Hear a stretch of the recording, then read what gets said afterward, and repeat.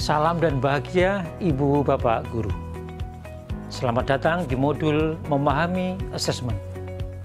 Pada materi pertama ini, kita akan memahami assessment sebagai understanding evidence, yaitu menempatkan assessment sebagai salah satu bukti atau informasi untuk memahami proses pembelajaran yang akan, sedang, dan telah dilaksanakan.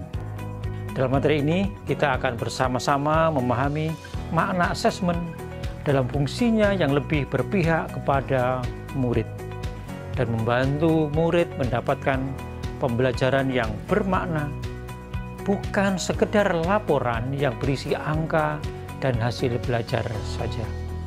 Nah, sebelum masuk ke materi, mari kita segarkan ingatan kita sejenak. Di kelas, ketika Bapak Ibu berkata, "Anak-anak, minggu depan kita ulangan ya." Apa tanggapan kebanyakan murid Bapak Ibu? Apakah hore atau ya? Atau mungkin Bapak Ibu pernah juga mendapati orang tua murid yang ikut cemas ketika anak-anak menghadapi assessment apapun. Kecemasan tersebut tentu beralasan. Umumnya, assessment dipahami sebagai tahap penilaian atau bahkan penghakiman untuk menentukan apakah anak-anak berhasil menguasai materi yang telah diajarkan. Kadang assessment juga digunakan untuk mencari murid dengan ranking tertinggi atau 5 besar misalnya. Menurut Ibu dan Bapak Guru, assessment itu dilakukan untuk tujuan apa? Apakah untuk keperluan mengisi rapor atau untuk menentukan siapa murid yang pintar atau tidak? Siapa yang melampaui KKM dan yang tidak? Mari kita telusuri sejenak. Biasanya assessment dilakukan pada akhir penyampaian materi, berupa soal-soal yang sama untuk dikerjakan semua murid dan hasilnya berupa nilai atau angka yang mewakili kemampuan masing-masing murid. Cara pandang assessment sekedar sebagai alat menghasilkan nilai cenderung menghasilkan informasi yang terbatas. Dan bahkan ini bisa kontraproduktif dengan semangat pembelajaran. Apa akibatnya? Murid yang mengalami kendala dalam menguasai materi akan mendapatkan nilai kurang.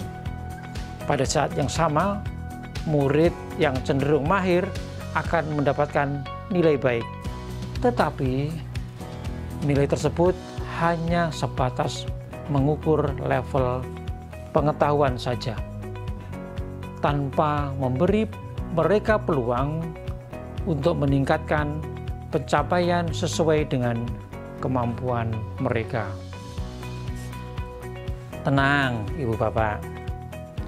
Secara bertahap, melalui pembelajaran dengan paradigma baru, cara pandang terhadap assessment pun bergeser.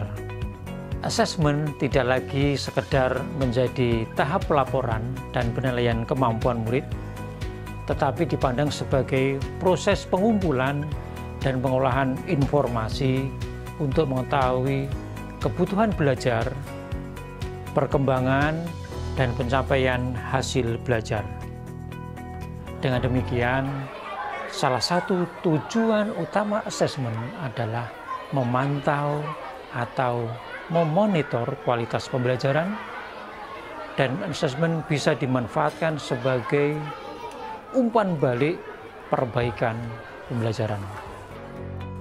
Apa sih bedanya?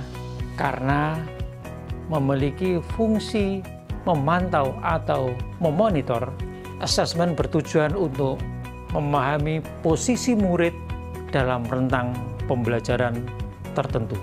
Dengan demikian, perkembangan belajar murid dapat teramati dari waktu ke waktu. Artinya, Ibu Bapak, yang menjadi perhatian kita bukan perihal murid mendapatkan nilai berapa, tetapi apakah kemampuan mereka berkembang dibandingkan dengan kemampuan awalnya. Selain itu, asesmen juga berfungsi memetakan progres atau kemajuan hasil belajar murid. Apa maksudnya? Dengan informasi yang diperoleh melalui asesmen yang efektif, guru bisa mengetahui apa yang saat ini dipahami murid dari apa yang dipelajari. Apa yang bisa dilakukan guru dengan kemampuan prasyarat atau pengetahuan murid sebelumnya yang bisa membantu pemahaman murid terhadap materi yang sedang disampaikan. Apa yang harus dilakukan guru ketika murid keliru memahami materi yang disampaikan.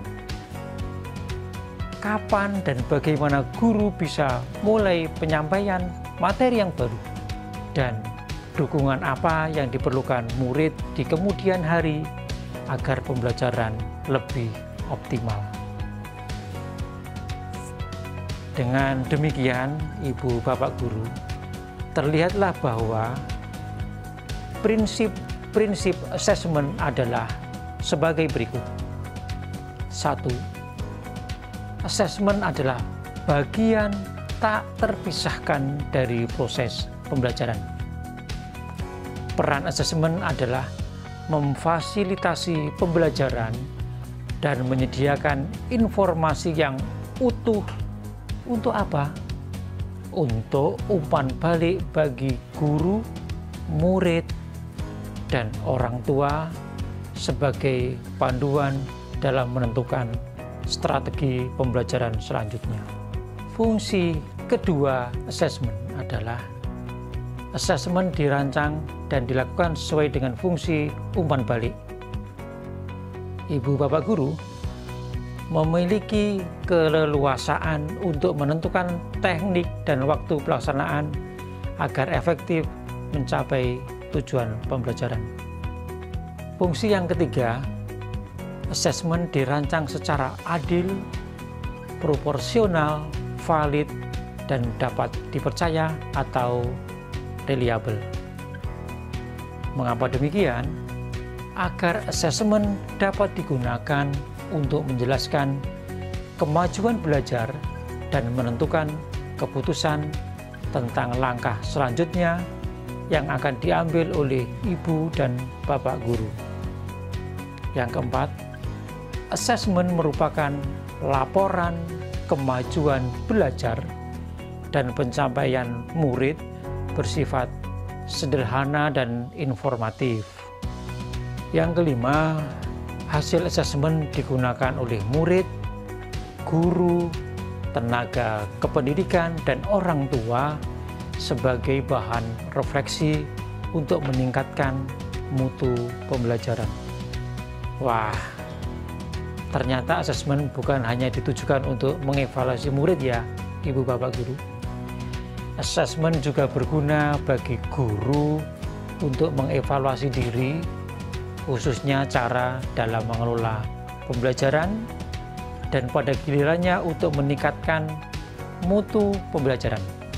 Asesmen yang efektif juga akan membantu guru dalam mengambil keputusan. Apa yang harus diajarkan lagi dan apa yang tidak perlu diajarkan lagi. Apa yang sudah baik dan apa yang masih perlu diperbaiki lagi.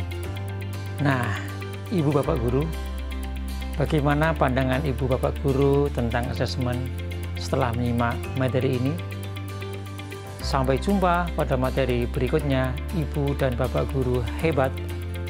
Salam dan bahagia.